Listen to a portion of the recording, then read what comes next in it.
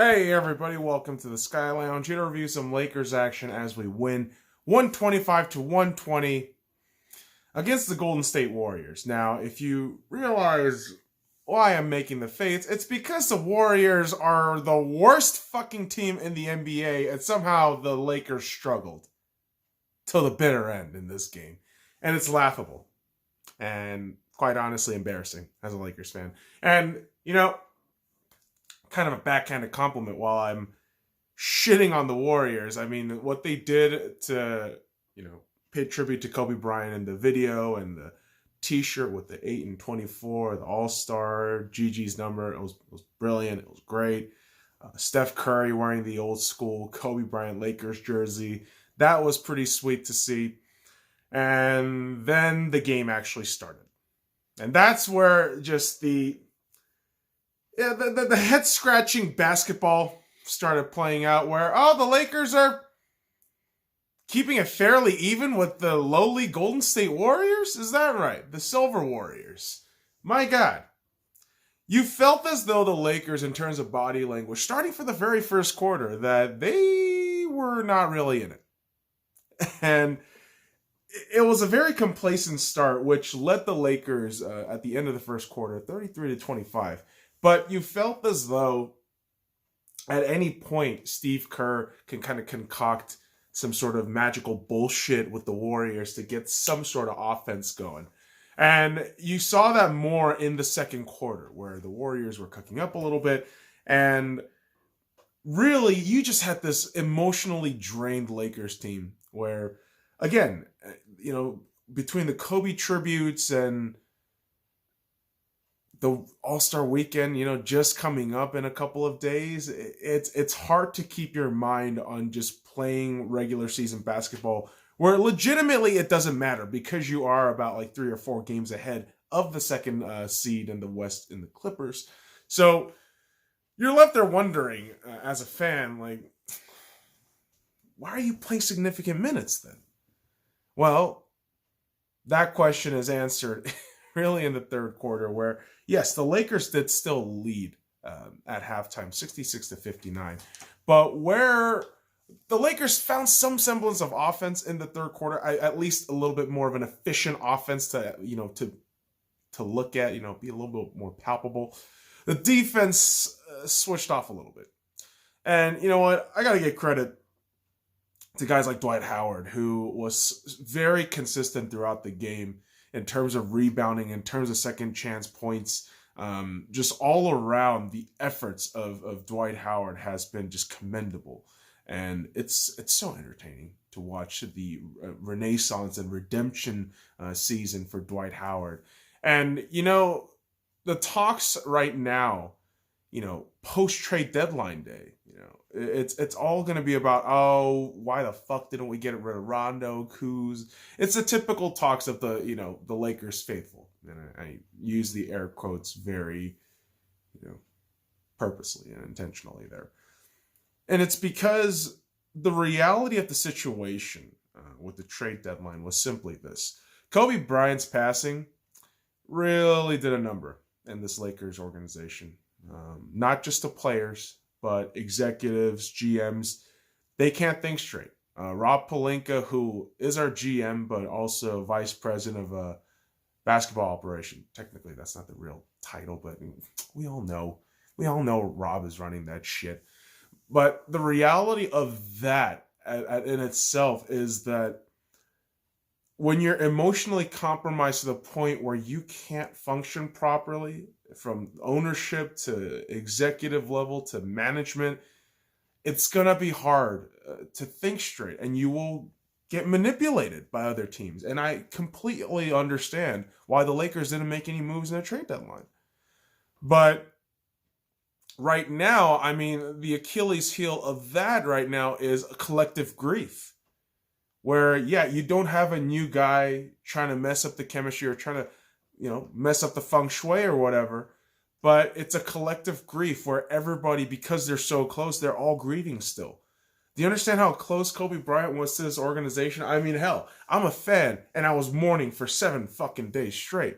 But you can only imagine guys who are so close to Kobe Bryant. Guys like Dwight Howard, redemption season, and this is going on, and yet we're expecting these guys to just be, world beaters. And, night to night, I do expect them to do so against a lowly opponent like the Warriors. But tonight, you saw the culmination of the emotional exhaustion, especially on public television, especially on national television.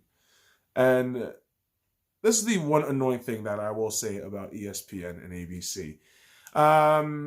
What is your fascination with the Warriors at this point? Clay is out. Steph is out. They're probably not going to play for the remainder of the year, most likely, if you want to be smart about it.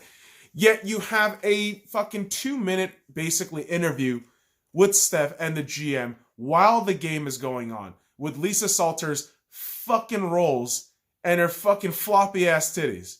Dude, seriously.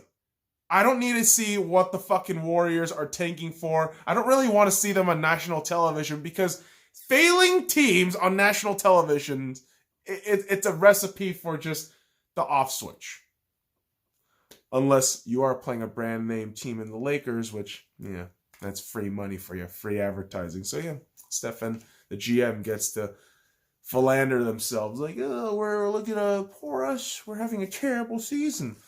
And yeah, I mean, by the third quarter, you're going to Steph Interview, and I just want to fucking pull my hair and my pubic hairs off and just shove it into Lisa Salters' face. Like, can you shut the fuck up about the fucking Warriors, you goddamn cunt? Please. Because, yeah, the Lakers are leading successfully at 96-84 by the end of the third quarter. But you walk into the fourth quarter, and the Warriors gain momentum. Okay? And when I say momentum, they basically, within the highest point where the Lakers are leading at 20-some points, the Warriors are able to cut that lead down to 5. Yeah, they're able to cut that shit down to 5. And, the typical guys that we have criticized, and myself included, names like Rondo, right? Names like Rondo will always pop up. And, as much as I will defend Rondo as much as I can, there are times in games like these against the Warriors where Rondo is a fucking black hole of just defense and offense where everything goes there to die. Rondo would try to make these passes inside and below the fucking bucket and just cause awful turnovers. And he wouldn't have this turnover on the stat sheet, but he's the guy who initiates a turnover by allowing a terrible pass. And on defense, I mean, forget about it. I mean, if we're going to talk about Rondo on defense, we're going to be here all day pulling our fucking hair and our pubic hair and our asshole hairs if you guys want to get to that point. But here's the thing. With the Lakers barely hanging on, it's AD and LeBron James who's able to come up big, close it out, and yes, ladies and gentlemen, pull out the win against the lowly Warriors. And this is a kind of win where you feel for the Warriors, what can you really clap about? Oh, Andrew Wiggins did great. Yet he missed almost every fucking free throw you could imagine. And when I say every, it's about 50%, okay? For players who are, supposed to be, at one point, Andrew Wiggins was a number 1 overall pick, ladies and gentlemen. Let's not forget that. His free throw percentage has sustained mediocrity. And some way, somehow, we're supposed to pat this guy on the back like, oh, good job, Andrew. You're doing an amazing job.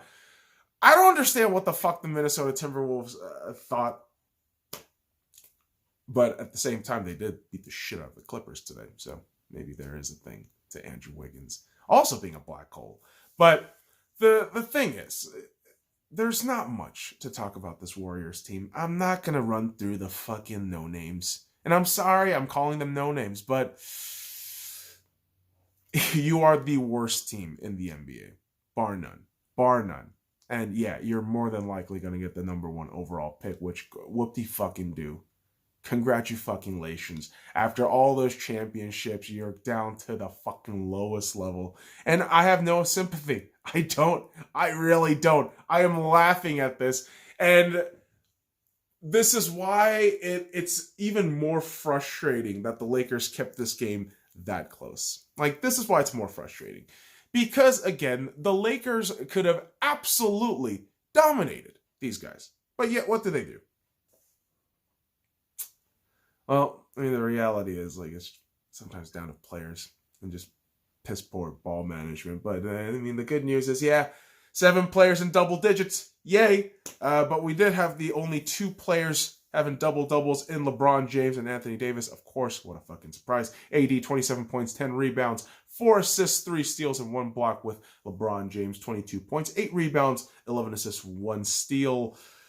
Yeah, again, without AD and LeBron James, we are the perennial sub-35 win kind of team. But yeah, we're sitting at a 39 win column with about 2 games left before the All-Star break. So for the Lakers, I'm not going to say shake it off because it's hard to do so psychologically and emotionally. It's going to be 2 weeks to the day tomorrow when Kobe Bryant passed away. And of course, you have all these news coming out, more details, the social media passing news around. And it's so morbid to read some of these details. And it's, I consider it a distraction in the sense that it's distracting people from just realizing that there was a terrible thing and we just have to make our peace with it and move on. But there's going to be those conspiracy people and just the annoyance of just, the details are good. Yeah. And those people feed into this just toxicity of social media, which the players obviously have a lot of time for. And it's going to feed on that collective grief, right? And I believe the catharsis can be the All-Star break. That's just my thing. And right now, for the past 2 weeks, seriously, it has been a very mediocre time for the Lakers. And I'm just hoping they will get out of this rut after the All-Star weekend. But we have a game, the Lakers, on Monday at the Staples Center. And boys and girls, your boy is going to be at Staples Center on Monday, February 10th, against the Phoenix Suns. Yes, I'm going to be at Staples Center. I'm going to be there early, recording shit, being a doofus, but whatever. It's going to be a great fucking time. Can't wait to go back to LA, see the Kobe Bryant Memorial tribute and all that great stuff, and just enjoy my time out there for a day. So, should be good. And I'll go ahead and leave you with that, boys and girls. So, follow me at the Sky Lounge and all the links in the description below. Like, comment, subscribe for more daily contents. Now, before I fuck off, actually, just a little rant about the Dodgers. Can we get this Mookie Betts trade going? So, at one point, I could just order a jersey. Yeah, all right, let's go Lakers. Now, fuck off.